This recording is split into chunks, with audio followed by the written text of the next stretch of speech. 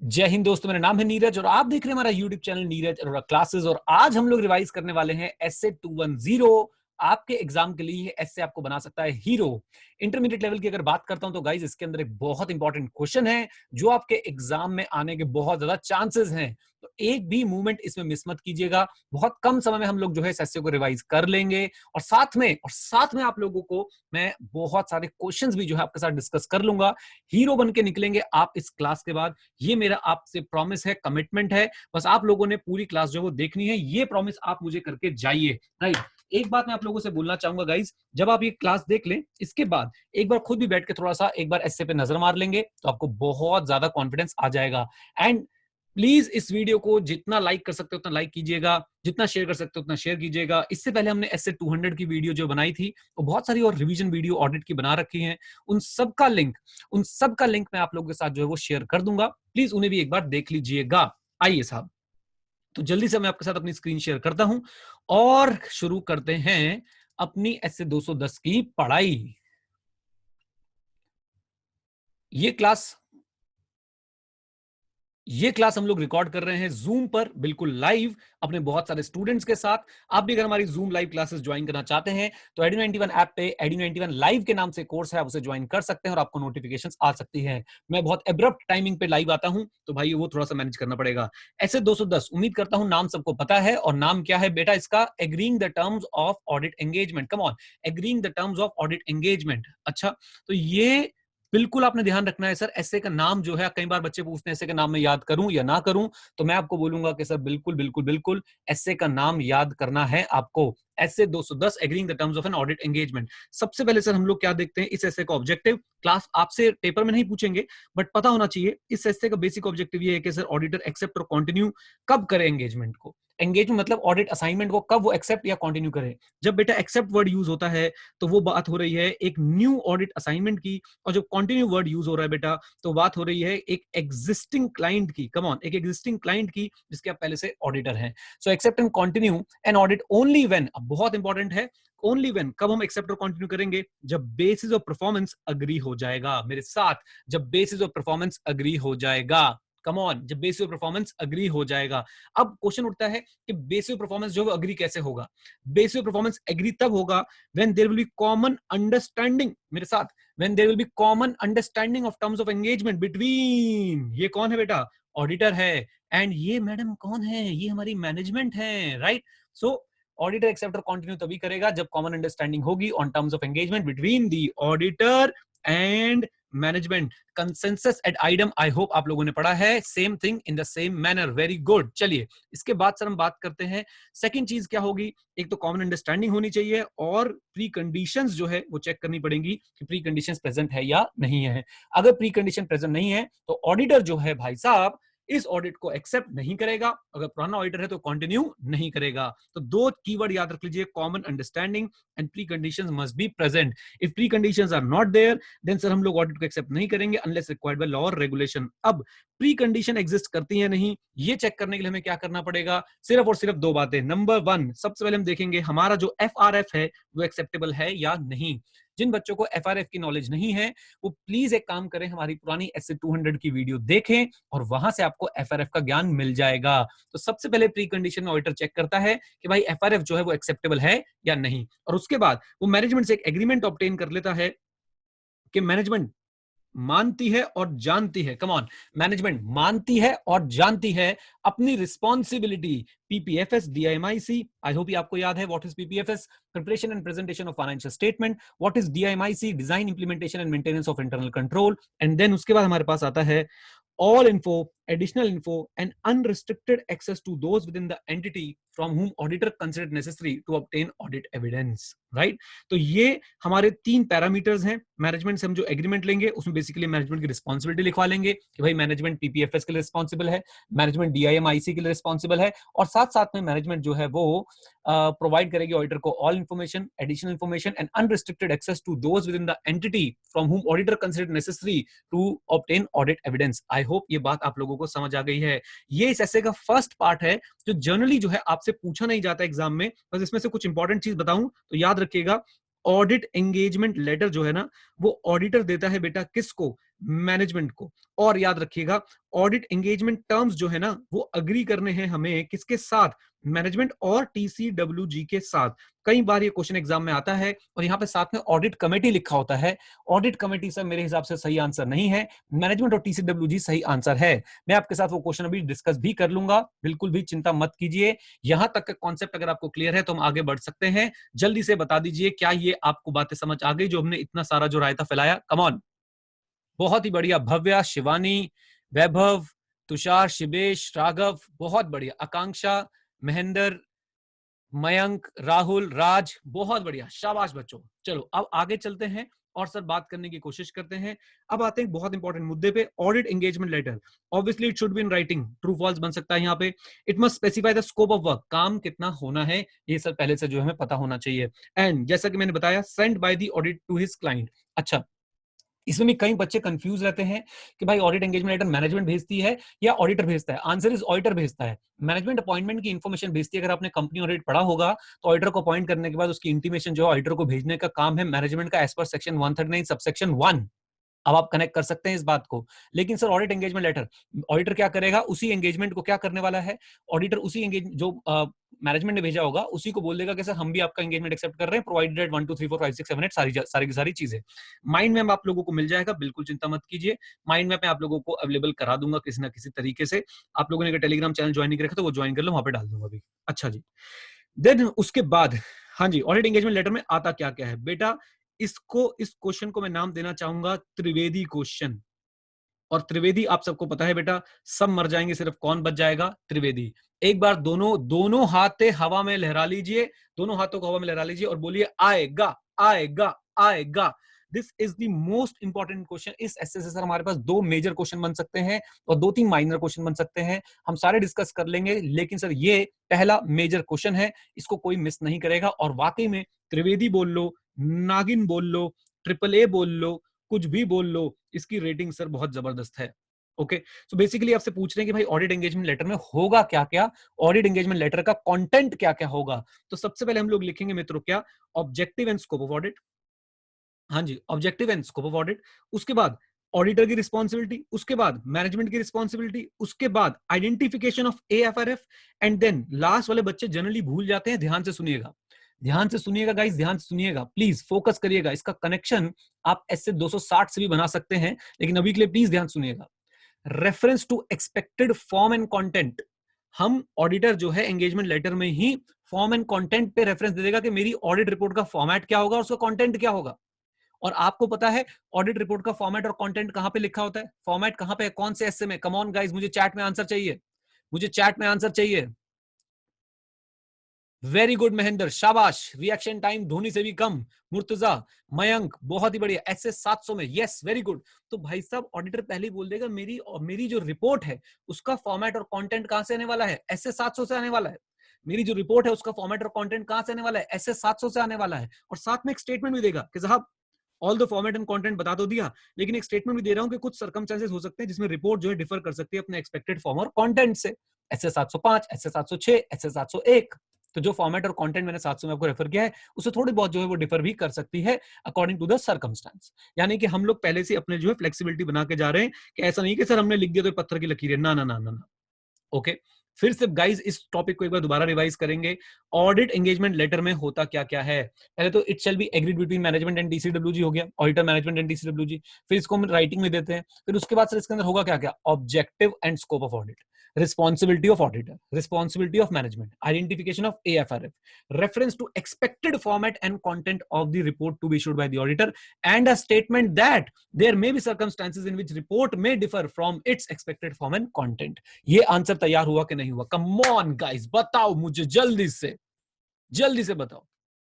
और ये बहुत इंपॉर्टेंट है एग्जाम के लिए, प्लीज इसको मत छोड़ के जाइएगा। क्या बात है, बहुत हार्ड, बहुत हार्ड। चलिए साहब नेक्स्ट मुद्दे पे चलते हैं सर। ये एक बड़ा अजीब सा मुद्दा है, ये आपसे ट्रू फॉल्स में पूछ सकते हैं, चांसेस बहुत कम है बट फिर भी हम इसको कवर कर लेंगे। देखिए कभी कभी क्या होता है, आपके टर्म्स ऑफ ऑडिट एंगेजमेंट जो है वो लॉ रेगुलेशन प्रिस्क्राइब कर देते हैं कि भैया जब आप इस कंपनी का या इस एंटिटी का ऑडिट करोगे, इस एंटिटी पे एक पर्टिकुलर लॉ लगता है, वो लॉ जो है आपके टर्म्स ऑफ एंगेजमेंट बता रहा है। तो ऑडिटर को आप लॉजिकली बताइए, तो क्या ऑडिटर को भाई साहब वो टर्म्स ऑफ एंगेजमेंट दोबारा लिखने की जरूरत है?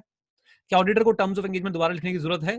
जब लॉ रेगुलेशन बता रहा है टर्म्स ऑफ एंगेजमेंट क्या, चैट में आंसर चाहिए मुझे। चंदन वेरी गुड, शाबाश, बहुत बढ़िया। मयंक, ए अभिषेक तिवारी, राहुल, बहुत ही बढ़िया। आपको दोबारा लिखने की जरूरत नहीं है।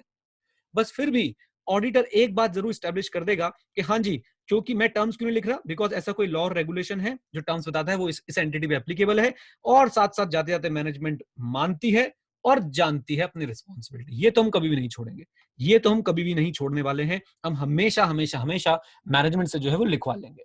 आई होप क्लियर है। बिल्कुल जी, बैंकिंग में ऐसा हो सकता है, बिल्कुल। जहां पे भी कोई लॉ एप्लीकेबल है और लॉ बता रहा है टर्म्स ऑफ एंगेजमेंट, तो हम लॉ को रिस्पेक्ट देंगे। हम लोग दोबारा से अपना जो है ऑडिट एंगेजमेंट लेटर नहीं लिखेंगे। और साथ साथ में याद रखिएगा, हम ये जरूर फैक्ट बताएंगे कि भाई इसके ऊपर एक ऐसा लॉ एप्लीकेबल है और मैनेजमेंट जानती है और मानती है। लीजिए, क्लियर है यहां तक? क्लियर है यहां तक? चलें आगे। कम ऑन चार्ली, बहुत ही बढ़िया। आइए सर, नेक्स्ट मुद्दे पे आते हैं भाई साहब। इस पे तो मेरा मन करता है मैं भंगड़ा कर लूं बिल्कुल।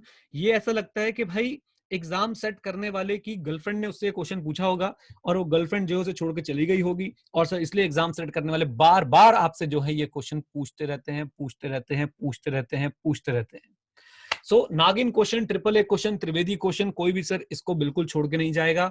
तो ऑडिट, आप ये समझिए कि सर आप एक कंपनी के ऑडिटर हैं, आपने उनको एक बार ऑडिट एंगेजमेंट लेटर भेज दिया, तो क्या आप हर साल ऑडिट एंगेजमेंट लेटर भेजेंगे क्या? मेरा सिंपल सवाल है कि आप हर साल ऑडिट एंगेजमेंट लेटर भेजेंगे क्या? कम on guys, I want an answer. Yes, very good Mayank, शाबाश, पारस, अमृता, क्या बात है, प्रिंस। बिल्कुल भी नहीं सर, हम हर साल ऑडिट एंगेजमेंट लेटर जो है नहीं भेजने वाले हैं, बिल्कुल भी नहीं। लेकिन ऑडिटर को सर्कमस्टेंसेस को असेस करना पड़ेगा if there is a need to revise the terms of audit और there is a need to remind the terms of audit. Come on, if there is a need to revise the terms of audit और there is a need to remind the terms of audit, ये दोनों word याद रखिएगा।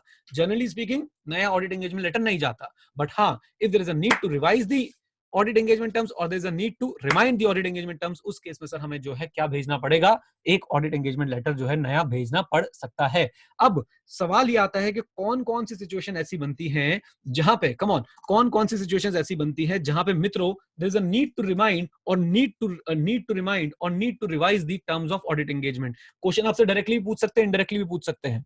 फिर से सुनिएगा, कहां कहां कौन कौन सी स्टेटमेंट ऐसी बनती है जहां पे there is a need to remind और need to revise the terms of audit engagement, और वो सर मैंने जो है आपके सामने बिल्कुल यहाँ पे लिख दी है। एंड उम्मीद करता हूं कि सर आप लोग इनको याद करके जाएंगे। जो बच्चे हमारे से पढ़े हुए बाई चांस, तो यस वेरी गुड प्रतीक, उन्हें ऋतिक का डाइवोर्स इस समय याद आ रहा होगा। तो ऋतिक का डाइवोर्स क्यों हुआ था बेटा, याद रखें, क्योंकि दोनों के बीच में क्या आ गई थी, मिसअंडरस्टैंडिंग आ गई थी। देन स्पेशल टर्म्स चेंज हो गए थे। ऋतिक की तो सीनियर मैनेजमेंट भी ऐसी थी, सुजैन की ओनरशिप, ऋतिक का नेचर, दोनों ने लीगली डाइवोर्स ले लिया था। फिर फाइनेंशियल स्टेटमेंट जो है ऋतिक की वो खराब हो चुकी थी, याद है ना। एंड ऋतिक की नजर सर अदर्स पे रहती थी, अदर्स तो हाँ बिल्कुल मधु सही बोल रहे हैं, कंगना। तो इस तरीके से मजाक मजाक में सर हमने जो है ये क्वेश्चन जो है अच्छी तरह से याद किया था।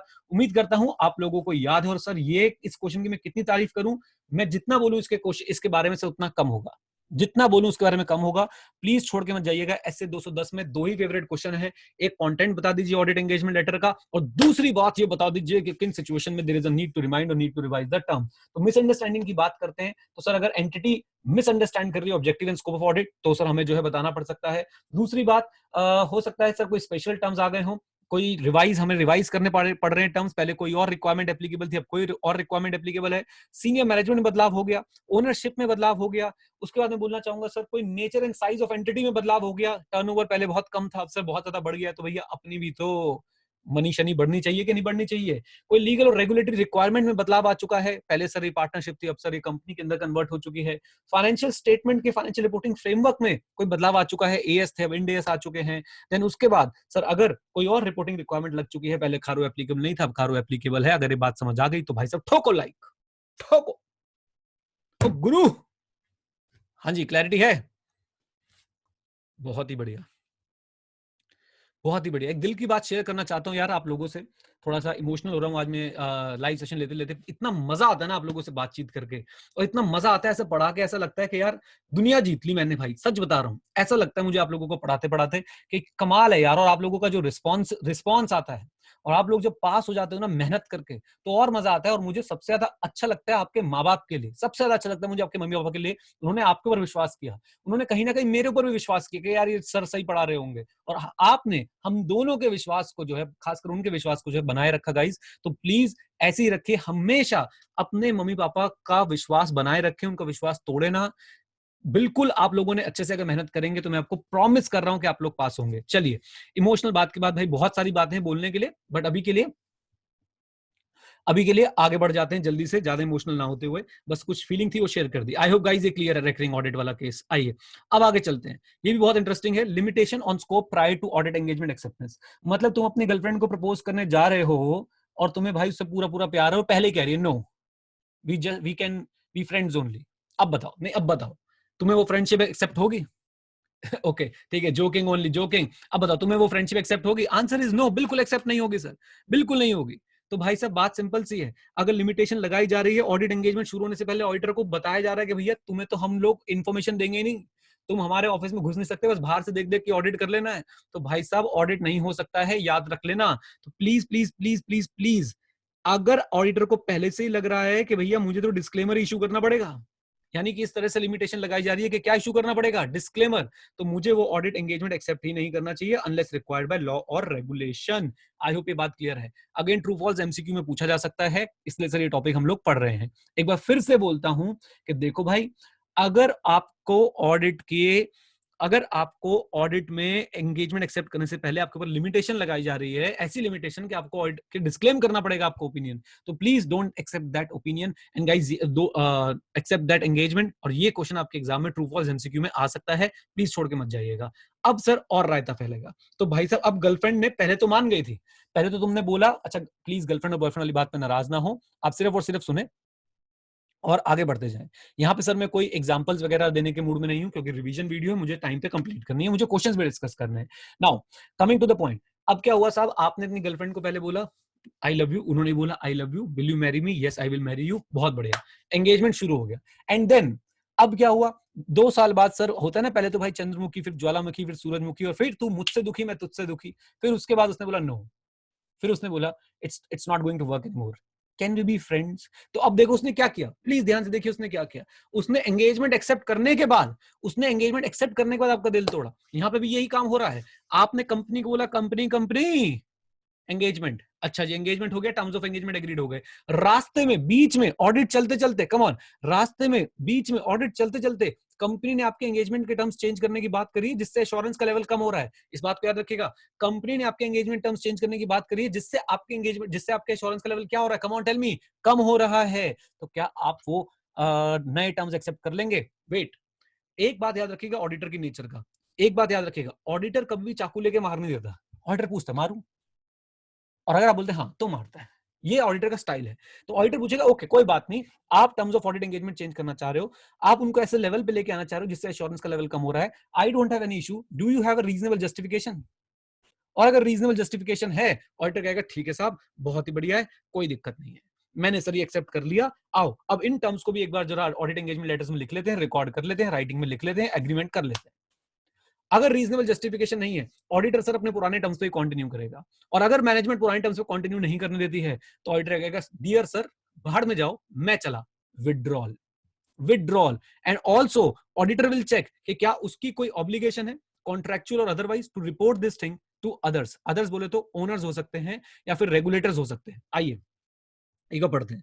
सो auditor is requested to change the audit engagement to an engagement that conveys a what, lower level of assurance, यानी कि आपको ऐसा काम करने के लिए जा रहा है कि भैया आपके एश्योरेंस कम हो रही है, तो ऑडिटर देखेगा कि कोई रीजनेबल जस्टिफिकेशन है, अगर हाँ, अगर है तो सर ऑडिटर मैनेजमेंट उस बात पे एग्री करेंगे, उसको रिकॉर्ड कर लेंगे अपने नए ऑडिट एंगेजमेंट लेटर में, दैट्स इट, ऑब्वियसली राइटिंग में होने वाला है।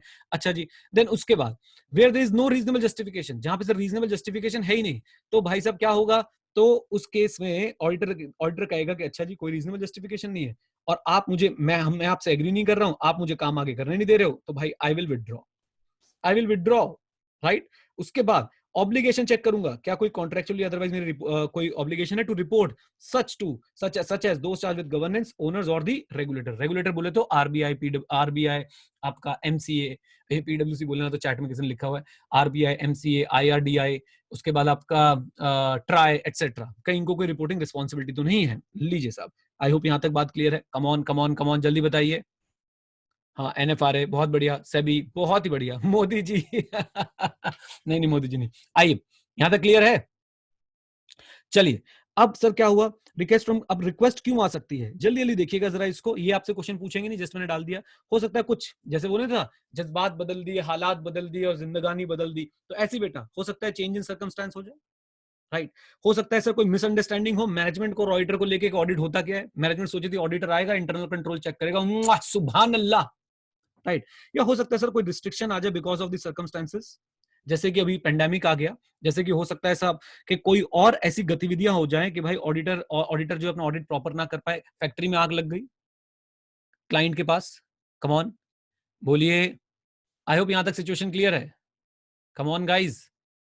तो ये तीन मैंने सिचुएशन बताई कि कब कब जो है भाई ऑडिटर क्या कर सकता है, ऑडिटर कब कब जो है रिक्वेस्ट आ सकती है क्लाइंट से, हो सकता है सर्कमस्टांसेस बदल जाएं, सर्कमस्टांसेस में वही जो हम पढ़ के आ रहे थे ना, ऋतिक रोशन का तलाक हुआ, उसमें से कोई भी सर्कमस्टांस हो सकता है, मिसअंडरस्टैंडिंग क्रिएट हो गई है, या फिर कोई रिस्ट्रिक्शन लग गई है स्कोप ऑफ एंगेजमेंट में बिकॉज ऑफ द मैनेजमेंट और बिकॉज ऑफ द सर्कमस्टांस। लीजिए साहब, तो ये हमारा सर मामला जो है यहाँ पे आगे खत्म होता है, लेकिन अभी तो पार्टी शुरू हुई है। अब हम क्या करेंगे, अब हम क्या करेंगे guys, come on tell me, बोलो बोलो, अब हम लोग क्या करेंगे, क्या हमारी तरफ से काम और हो गया, नहीं सर भाई साहब, ऐसा पढ़ेंगे ऐसा पढ़ेंगे ऐसा पढ़ेंगे कि आई से कहीं से कुछ पूछ ले, हम तो सर जवाब देके आएंगे। हो जाए questions, come on guys tell me, जल्दी से बता दो मुझे चैट बॉक्स में। चलिए चलिए साहब, क्वेश्चंस पे चलते हैं, मैंने आप लोगों के लिए सब पहले से जो है बुक मार्क बना के रखे हुए हैं। तो पहला क्वेश्चन ये रहा आपकी स्क्रीन पे आपके सामने, आईसीएआई के सैंपल एमसीक्यूज में से, देखिएगा जरा। According to SA 210 agreeing the terms of audit engagement, the auditor shall agree the terms of audit engagement with management and those charge with governance, with management, with those charge with governance, with management और those charge with governance as appropriate. क्या बोलती public, क्या बोलती public? Answer है साहब इसका with management और TCWG age appropriate, right. पोल नहीं कराएंगे आज, पोल नहीं कराएंगे, पोल कराने का समय नहीं है गाइस, पोल कराने का भी समय नहीं है, जरूर किसी ना किसी एमसीक्यू में पोल भी करा देंगे। चलिए आगे चलते हैं सर और देखने की कोशिश करते हैं नेक्स्ट क्वेश्चन। अच्छा, यही क्वेश्चन आईसीए ने दोबारा पूछा था, यही क्वेश्चन आईसीए ने दोबारा पूछा था, और इस बार भी आईसीए ने आंसर दे दिया ये वाला, जो कि गलत है, मैं ये प्रूव कर सकता हूं। इसका आंसर हमेशा याद रखेगा, मैनेजमेंट और टीसीडब्ल्यूजी एज में बी अप्रोप्रिएट। ऑल दो आईसीए ने सर इसका आंसर अपने जो सैंपल में है वो डी दे रखा था, but D is not the right answer guys, D is not the right answer. मैं आपको एक चीज बताऊं, ध्यान सुनिएगा, एक चीज बताता हूं, ध्यान सुनिएगा। बेटा डी क्यों नहीं, आप एक बार बताओ। अच्छा, आप लोग सोच के बताइएगा बहुत मजेदारी से, जब हम ऑडिट की बात कर रहे हैं तो क्या ऑडिट सिर्फ कंपनी का ही होता है? कम ऑन, क्या ऑडिट सिर्फ कंपनी का ही होता है? मुझे बताओ, मौली अभी आपको बताएंगे ये बात। ऑडिट तो किसी का भी हो सकता है साहब, अभी रुक जाओ, एग्जाम में बताऊंगा क्या लिख के आना है। ऑडिट तो किसी का भी हो सकता है ना। अब ऑडिट कमेटी सिर्फ किसको बनानी होती है? कम ऑन, ऑडिट कमेटी सिर्फ किसके केस में आती है? पार्टनरशिप फर्म को क्या ऑडिट कमेटी बनानी होती है, कंपनी को बनानी होती है? कंपनी को। तो भाई साहब, जब आपने यहाँ पे कंपनी का रेफरेंस ही नहीं दिया, आपने तो बोला ये बताओ जी ऑडिटर को किससे एग्री करना है, मैनेजमेंट और TCWG as be appropriate. I hope ये लॉजिक आपको समझ आया। Come on, come on guys, ठीक है। चलिए अभी आगे मैं ये प्रूव कर दूंगा कि एग्जाम में क्या लिख के आना है, उसकी उसकी चिंता ना करें, तुम्हारा भाई अभी जिंदा है। आ जाओ जी, अगले क्वेश्चन पे चलते हैं। और अगला सवाल आता है बच्चों यहाँ पे, ये लीजिए, ये क्वेश्चन देखिए 5 मार्क्स का। It is important both for the auditor and the client that each party should be clear about the nature of the engagement. अच्छा, अगर मैं ये लाइन लिख के बेटा, मैं ये लाइन लिख के आपसे करेक्ट इनकरेक्ट पूछ लेता, इतनी लाइन लिख के आपसे करेक्ट इनकरेक्ट पूछ लेता, कम ऑन बताओ क्या आंसर होता बेटा?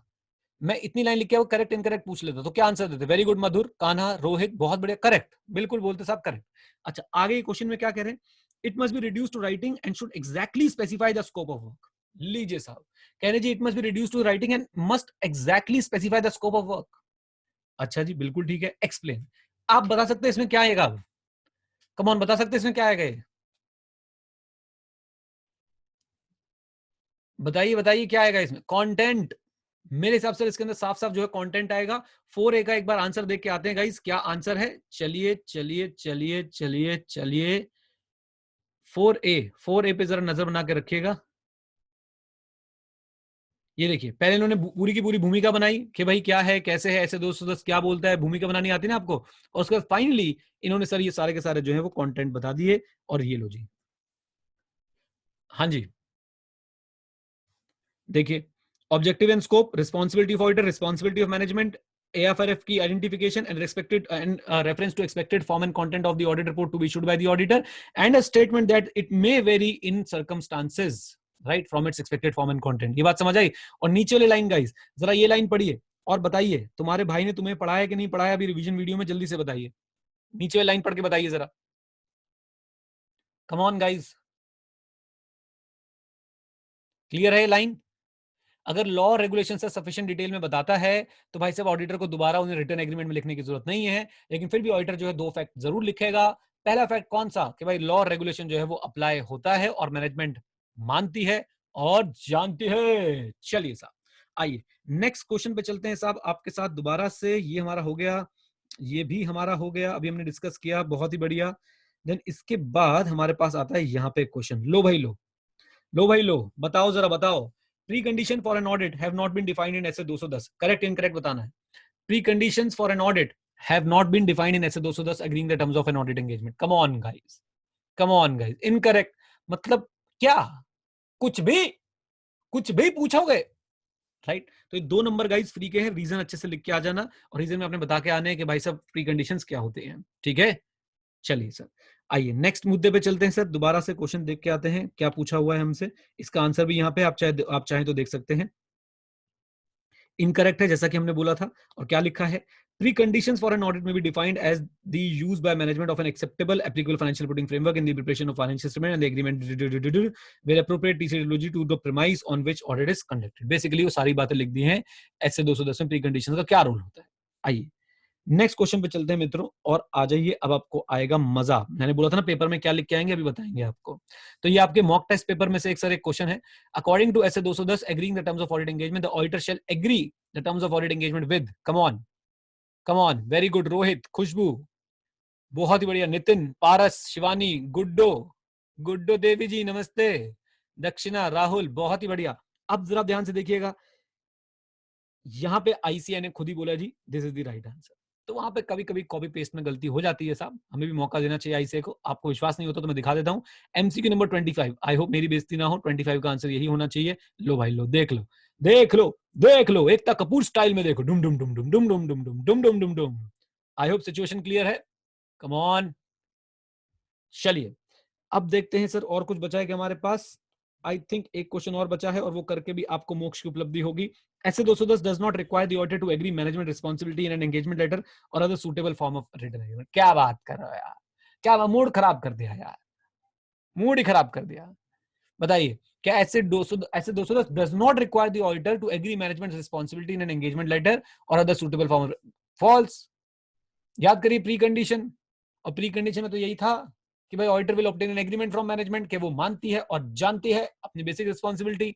आइए, ऐसे क्वेश्चन पेपर में कभी नहीं पूछते बेटा, पेपर का ही क्वेश्चन है मई 2020 का जो होने थे, आरटीपी वगैरह का क्वेश्चन है। ऐसे क्वेश्चन बिल्कुल आते हैं जी पेपर में, आपके एमटीपी वगैरह से आपको क्वेश्चन करा रहा हूं, मैंने अपने नहीं बनाए हैं, आंसर पढ़ के आए इसका। ये लीजिए, ऐसे दोस्तों require the auditor to agree management responsibility and engagement letter और other suitable form of written engagement. बताओ, नहीं बताओ, बताओ बताओ बताओ बच्चों बताओ, आ गया मामला सेट बिल्कुल, कम ऑन, जल्दी बताइए, जल्दी से बताइए। क्या बात है, कहना, वैभव, राहुल, शिवेश, बहुत ही बढ़िया, आनंद ही आनंद, आनंद ही आनंद। अब मेरी आप लोगों से एक हम्बल रिक्वेस्ट जो हर बार करता हूं, भाई ये एडू 91 हमारा नहीं है, आपका है। प्लीज सबको बताएं एडू 91 के बारे में कि कैसे कम कॉस्ट पे बेस्ट से बेस्ट क्लासेस और बेस्ट से बेस्ट सपोर्ट। अगर आप लोगों ने मुझसे डाउट पूछा है टेलीग्राम पे कभी भी, अगर आप मेरे स्टूडेंट हैं तो आपको डेफिनेटली रिप्लाई मिल जाता होगा। आजकल तुमने इतना स्ट्रीमलाइन कर दिया है, आपको डाउट का रिप्लाई मिलता है कि नहीं मिलता है, एक बार चैट बॉक्स में मुझे बता दीजिएगा ताकि मैं थोड़ा सा खुश हो जाऊं देख के। बहुत बढ़िया, thank you Madhur, thank you. जब भी आप क्वेश्चन पूछते हैं मैं डेफिनेटली उसको रिप्लाई करने की कोशिश करता हूं। और दूसरी बात, कम कॉस्ट पे हम लोग क्लासेस प्रोवाइड करने की कोशिश करते हैं और ऊपर से सारी रिवीजन और ये सारी चीजें हम लोगों आप लोगों के साथ जो है वो करते रहते हैं। तो प्लीज गाइज, हम्बल रिक्वेस्ट मैं आपसे यही करता हूं कि एडू 91 के बारे में अपने जूनियर्स को जरूर बताएं। मैं नहीं चाहता आपका जूनियर पहले कहीं क्लास लेके फेल हो जाए और फिर वो एडू 91 के पास आए। मैं नहीं चाहता भाई, क्योंकि उसमें मैं कहता हूँ ना, मुझे आपसे ज्यादा चिंता आपके माता पिता की होती है, क्योंकि वो 2-2 बार फीस पे करते हैं, वो 2-2 बार सर आप लोगों के साथ मेहनत करते हैं। जब आप फेल होते हैं, इस बात को याद रखिएगा गाइस, तो कहीं ना कहीं आपके घर वाले छुप के कहीं पे रोते हैं, दिखाते नहीं है लेकिन रोते हैं। Believe me guys. तो आपने ये काम हमेशा अपने दिमाग में रखना है कि हमने अपने माता पिता का पैसा, उनका समय, उनके आंसू वेस्ट नहीं करवाने हैं। प्लीज, आई होप ये बात आपको जो है वो समझ आ गई। जल्दी बताइए, कम ऑन। चलिए, एडी 91 की भाई मर्चेंडाइज अभी कहीं नहीं है, अभी आप पेपर पे ध्यान दो, पेपर के बाद निकालेंगे मर्चेंडाइज बढ़िया सी एडी 91 की, और आप सबको गिव अवे किया करेंगे लाइव सेशन के अंदर यहाँ पे बैठ के। ठीक है जी। चलिए guys, thank you very much, I hope you enjoyed it. बोलो हाँ के ना। और अगर एंजॉय किया तो भाई प्लीज सबके साथ शेयर करें, वीडियो को लाइक करें, चैनल को सब्सक्राइब करें और जुड़े रहें। जब तक तुम्हारा भाई है तब तक तुम्हें सर कहीं पे कोई कमी नहीं आने देगा, पक्की बात। चलिए, thank you very much, stay connected से जय हिंद, और हाँ सीखते रहें, क्योंकि सीखना बंद तो जीतना बंद। Bye bye and take care. मोक्ष की उपलब्धि।